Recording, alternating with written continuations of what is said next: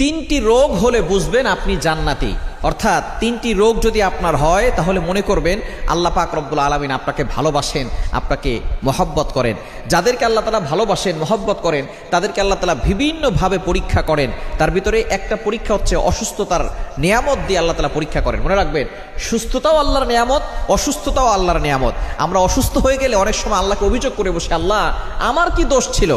কত মানুষ সুদ খায়, ঘুষ খায়, তার কোনো সমস্যা হয় না, আল্লাহ তুমি শুধু আমাকে দেখো, খবরদার এরকম অভিযোগ করবেন না। সুতরাং অসুস্থ হলে তিনটি রোগ যদি আপনার হয়, মনে করবেন যে আল্লাহ আপনাকে ভালোবাসে এবং আল্লাহ আপনাকে জান্নাত দিতে চাচ্ছেন। এক নাম্বার হচ্ছে যদি জ্বর হয়। জ্বর ঠান্ডা আমাদের অনেকেরই হয়।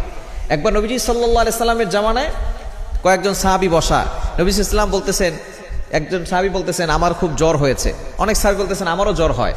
এবার নবী সাল্লাল্লাহু আলাইহি ওয়াসাল্লাম বলছেন তোমরা তো আমার অন্তর্ভুক্ত, আমারও তো জ্বর হয়। কিন্তু একজন বলতেছে যে আমার জ্বর হয় না। নবীজি বলতেছেন তাহলে তুমি